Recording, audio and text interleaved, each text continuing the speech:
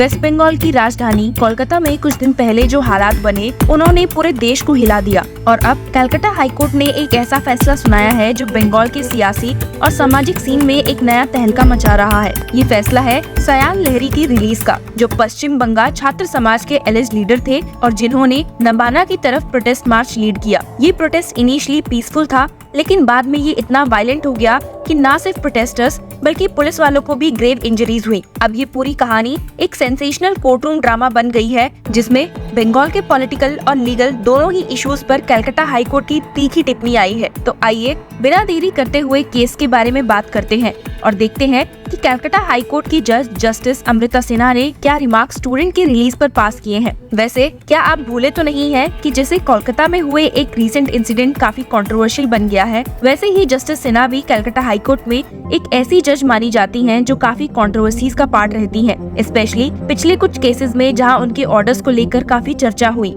यहाँ तक कि एक केस में पिटिशनर ने उन पे और उनके हस्बैंड, जो कि एक लॉयर हैं, उन पर भी काफी सीरियस एलिगेशन लगाए थे। अब ऐसे में सिन्हा का ये रीसेंट ऑर्डर और उसमें की गई ऑब्जर्वेशन और रिमार्क्स देखने लायक है। आपको बता दूं कि सब कुछ एक शांत प्रोटेस्ट के रूप में शुरू हुआ था। पश्चिम बंगाल छात्र समाज, जो स्टूडेंट्स का एक स्पॉन्टेनियसली बनाया गया ग्रुप था, आरजीकर हॉस्पिटल के एक इंसिडेंट पर अपना गुस्सा जताने के लिए नबाना मार्च कर रहा था। ये इंसिडेंट था एक second year PG medical student का, जिसका ब्रूटल रेप और मर्डर कर दिया गया। इस हीनियस क्राइम ने बंगाल में लोगों के दिलों में गुस्सा और दुख भर दिया। प्रोटेस्टर्स ने जस्टिस की मांग करते हुए नबाना की तरफ मार्च किया, लेकिन जल्द ही ये मार्च वायलेंट हो गया। प्रोटेस्ट में हुई वायलेंस में कई लोगों को चोट लगी, जिसमें पुलिस वालों की भी कमी नहीं थी। इस प्रोटेस्ट के बाद स्टेट गवर्नमेंट ने पूरी पावर दिखाई। सयान लहरी, जो एलिजिबली इस मार्च के लीडर थे, को अरेस्ट कर लिया गया। उनकी मां ने कलकत्ता हाईकोर्ट में उनकी बेल के लिए अपील की और ये केस बंगाल के पॉलिटिकल और सोशल अनरेस्ट का एक सिंबल बन गया। इस केस की सुनवाई कर रही कलकत्ता हाईकोर्ट की सिंगल जज जस्टिस अमृता सिन्हा ने सयान लहरी की बेल अप्रूव करते हुए एक स्ट्रॉन्ग स्टेटमेंट दिया, जो बंगाल की राज्य सरकार के रिस्पांस को ओपन क्रिटिसिज्म की तरह दिखाता है। जस्टिस सिन्हा ने कहा, the authorities ought to have handled the issue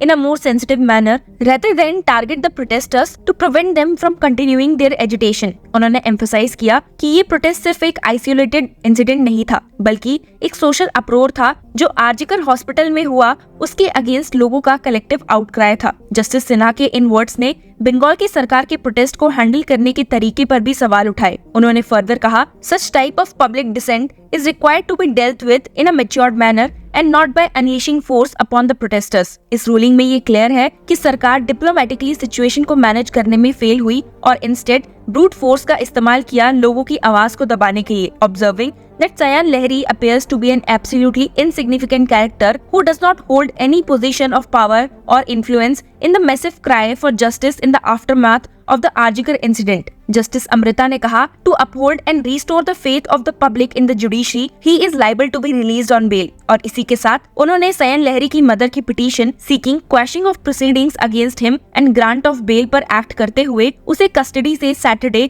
bye 2 PM तक रिलीज करने के ऑर्डर्स पास किए। स्टेट ने सयान लहरी के खिलाफ अपना केस इस बात पर बिल्ड किया था कि वो पश्चिम बंगाल छात्र समाज के लीडर हैं, जो एलिजिबली वायलेंस को इंसाइट करने के जिम्मेदार थे। लेकिन जस्टिस सिन्हा की रूलिंग ने इस नैरेटिव पर सवाल उठाए हैं। कोर्ट ने कहा, the son of the petitioner may have played an active role and may have been a bit more vocal than the other protesters। The same does not ipso facto mean that the son of the petitioner is the leader of the rally। ये statement state के arguments की जड़ को हिलाता है। क्या सयान लहरी सच में प्रोटेस्ट के मास्टरमाइंड थे या उन्हें सिर्फ एक स्केपगोट बनाया गया? कोर्ट की रूलिंग इस बात की तरफ इशारा करती है कि शायद उन्हें टारगेट किया गया, उनकी अरेस्ट को क्वेश्चनेबल बनाते हुए। जस्टिस सिन्हा की रूलिंग सिर्फ एक इंडिपेंडेंट जजमेंट नहीं थी, इसमें सुप्रीम कोर्ट के लैंडमार्क जजमेंट का भी रेफरेंस था, जो अर्नब गोस्वामी के केस में दिया गया था। कलकत्ता हाई कोर्ट ने इस प्रेसिडेंट का यूज किया ताकि कोर्ट्स को ये क्लियर हो जाए कि ऐसे केसेस में कॉग्निजेंस कब लेना चाहिए। इस रूलिंग ने सयान लहरी को बेल ग्रांट किया और पुलिस को उनके अगेंस्ट फर्दर कोएसिव एक्शन लेने से रोक दिया। सुप्रीम कोर्ट ने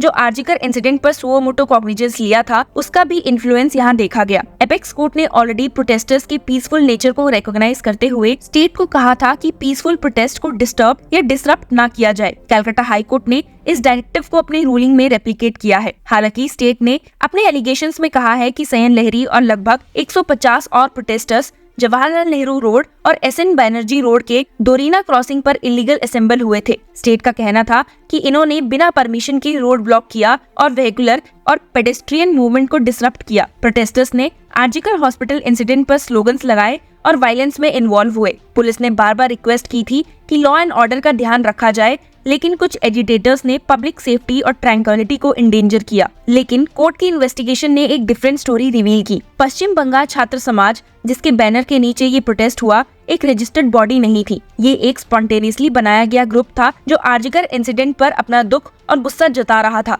कोर्ट ने कहा कि सयन लहरी सिर्फ एक प्रोटेस्टर थे जो इस इंसिडेंट से डिस्टर्ब होकर वोकल हो गए। पश्चिम बंगाल छात्र समाज की नेचर पर भी कोर्ट ने फोकस किया। क्या ये एक रिकॉग्नाइज्ड मूवमेंट थी या एक स्पॉन्टेनियस अपराइजिंग थी? कोर्ट ने स्पॉन्टेनियस नेचर को अप्रिशिएट किया और कहा, the association does not have a legal existence, it is a spontaneous bond created amongst the student fraternity supported by the public at large। ये डिस्टिंक्शन बहुत जरूरी है। एक ऑर्गेनाइज्ड मूवमेंट प्रीमेडिएशन और इंटेंट की तरफ इशारा करता है, जबकि एक spontaneous protest raw and unfiltered emotion को दिखाता है। कोर्ट की रूलिंग ने प्रोटेस्टर्स की ग्रीवियंसेस की लेजिटिमेसी को रिकॉग्नाइज किया, साथ ही स्टेट के हैवी हैंडेड रिस्पांस को क्रिटिसाइज किया। जहां एक और कलकत्ता हाई कोर्ट ने सयन लहरी की बेल को ग्रांट कर दिया है, वहीं आपको बता दो कि वेस्ट बंगाल गवर्नमेंट ने भी इस बेल ऑर्डर को सुप्रीम कोर्ट के सामने चैलेंज कर दिया है। ममता बनर्जी लेड गवर्नमेंट ने हाई कोर्ट के इस बेल ऑर्डर पर स्टे मांगा है और अब एक्सपेक्टेड है कि ये मैटर सुप्रीम कोर्ट के सामने मंडे को अर्जेंट लिस्टिंग के लिए सामने आएगा। इस केस की जड़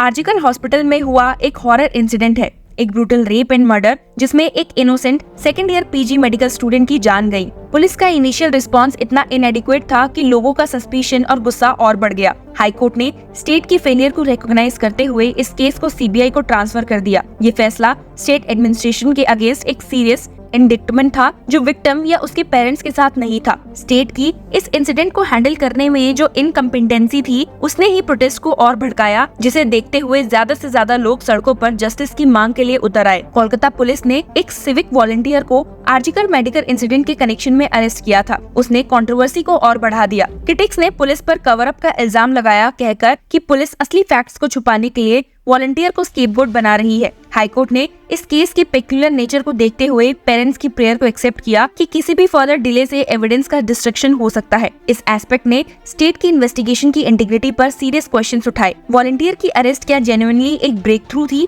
या सिर्फ ब्लेम शिफ्ट करने का डेस्परेट अटेम्प्ट? कोर्ट का CBI को इन्वॉल्व करने का फैसला ये दिखाता है कि शायद उनका इंक्लिनेशन दूसरी तरफ था और इसके साथ ही एक इंडिपेंडेंट और इम्पार्शियल इन्वेस्टिगेशन की जरूरत को हाईलाइट किया। सुप्रीम कोर्ट का भी आजकर केस में इंटरवेंशन सिग्निफिकेंट रहा है। एपेक्स कोर्ट ने सुओ मोटो कॉग्निजेंस लिया और कई डायरेक्टिव्स इशू किए ताकि जस्टिस की सप्लाई इंश्योर हो सके। इसमें विक्टिम की आइडेंटिटी और फोटोज को सोशल मीडिया पर सर्कुलेट होने से रोकना, आरजीकर हॉस्पिटल का सिक्योरिटी इंश्योर करना और सेक्सुअल वायलेंस के केसेस पर एक टास्क फोर्स बनाने के ऑर्डर शामिल थे। सुप्रीम कोर्ट के इन डायरेक्टिव्स ने इस बात को क्लियर किया कि ऐसे केसेस को हैंडल करने में ट्रांसपेरेंसी, अकाउंटेबिलिटी और स्विफ्ट एक्शन की बहुत जरूरत है। That is all for this news. Keep following law chakra.